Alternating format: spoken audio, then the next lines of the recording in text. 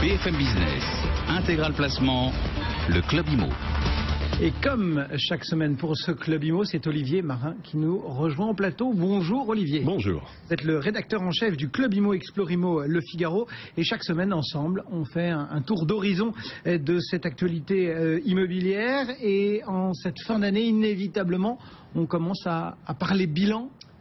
On commence effectivement à parler bilan. Alors après les notaires la semaine dernière, c'était au tour de la FNIM qui a profité de son congrès annuel et de la venue très remarquée de Manuel Valls pour dresser un peu le bilan de cette année 2014. Et finalement, la FNIM, comme les notaires, note et met en avant la disparité, l'émergence de marchés en fait à plusieurs vitesses qui concernent à la fois les prix et à la fois les transactions. Alors côté vente de logements, on sera autour cette année de 720 000 ventes, ce qui sera un peu plus que l'an dernier, mais en dessous des niveaux atteints dans les années 2004 à 2011, où on était autour de 800 000, bon, mis à part la parenthèse de la crise 2008-2009. Il manque environ, en gros, 100 000 transactions manquent à l'appel. En fait, d'un côté, les primo-accédants, car les prix baissent, mais restent tout de même élevés, et de l'autre, les investisseurs qui ont déserté la pierre.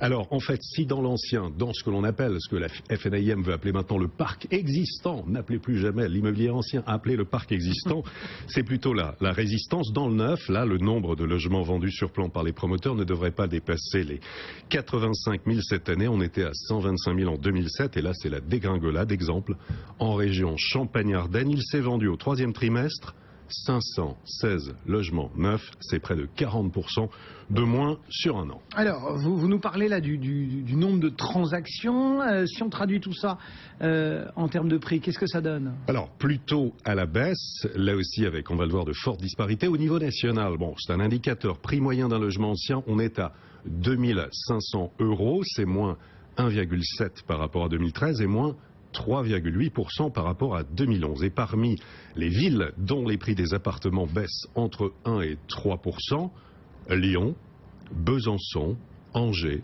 Tours, Le Mans, Poitiers, Marseille, baisse des prix entre moins 3 et moins 4% à Paris, Dijon et Nancy, stabilité à Nantes, à Caen et Clermont-Ferrand. Et parmi les villes qui résistent et dont les prix progressent très légèrement entre 1,5 et 2,5, Nice, Nîmes et Strasbourg. Et puis la palme revient à Bordeaux, plus 4%. Confirmation des notaires la semaine dernière, plus 6%. Bordeaux victime de son succès. En tête de tous les palmarès des villes où il fait bon vivre, où il y a en fait de fortes rénovations, de la réhabilitation et où l'attractivité économique est mise en avant. Les métropoles résistent. En revanche, dès lors qu'on s'éloigne des métropoles dynamiques, les prix peuvent chuter de façon beaucoup plus spectaculaire, moins 10, moins 15, moins 20%. Dans les zones tendues, la tendance est une baisse modérée des prix, mais les prix restent élevés. Exemple en Ile-de-France, prix moyen au mètre carré d'un appartement, 5 400 €. C'est une baisse d'1,6% sur un an. Mais quand on regarde sur 5 ans, ça représente une hausse de 24%. Et à Paris, on parle des 8 000 €.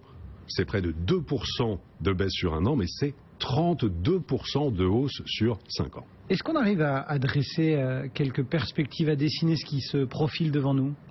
Pour 2015, poursuite a priori de la lente érosion, les prix devraient baisser de 2 à 3% au niveau national, avec toujours de fortes disparités entre les régions. Les types de biens et l'emplacement, c'est vraiment la qualité du bien qui va faire la différence, qu'il ait le moins de défauts possible et bien situé. Bon, tout ça, encore faut-il évidemment que les taux ne remontent pas de façon significative. Alors justement, les taux, c'est une des clés du marché, bien évidemment également. Aujourd'hui, il y a une étude qui sort sur les emprunteurs. Qu'est-ce qu'elle nous raconte? Alors, elle sort ce matin, cette étude de Vous Financier. Elle confirme tout d'abord que les primo-accédants sont une voie, ils sont en espèce de disparition, en train de disparaître. 35% des emprunteurs achètent pour la première fois en 2014. Ils étaient 55% en 2011. À l'époque, c'est vrai qu'il y avait le prêt à taux zéro dans l'ancien. Les taux de crédit historiquement bas ne suffisent pas. Les prix de l'immobilier restent élevés. Il y a trop d'incertitudes économiques et fiscales et pourtant les taux sont au plancher. Taux fixe moyen sur 15 ans, on est à 2,45. Taux fixe moyen sur 20 ans, 2,75. Et taux fixe moyen sur 25 ans, 3,15. Avec des taux à 2,75 en moyenne sur 20 ans actuellement contre 4,30 en janvier 2012 et 5% en janvier 2008, ça permet de solvabiliser la demande et de tenir heureusement le marché. Il faut savoir que pour une mensualité de 1 000 € par mois sur 20 ans, on peut emprunter 22 000 euros de plus qu'en janvier 2012 et 30 000 euros de plus qu'en janvier 2008. Allez, on passe au club Imo Explorimo le Figaro. Votre invité cette semaine, c'était le patron du réseau ERA France Europe.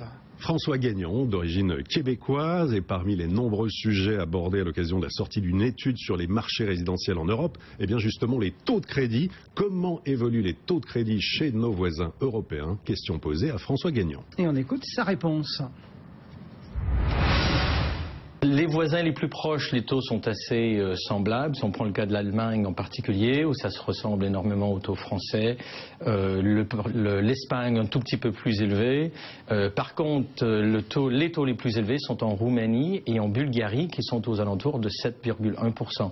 Ce qui est quand même très important, qui est énorme. Mais ce qui est aussi très drôle, parce que ce sont les pays qui ont le taux de propriétaires les plus élevés d'Europe.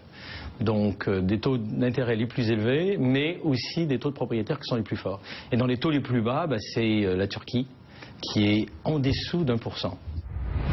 Voilà l'entretien que vous pouvez retrouver sur le site du Figaro, rubrique immobilier, ou sur explorimo.com. On termine, Olivier, avec un bien de prestige vendu tout récemment en France. Oui, alors direction le 17e arrondissement de Paris, un hôtel particulier.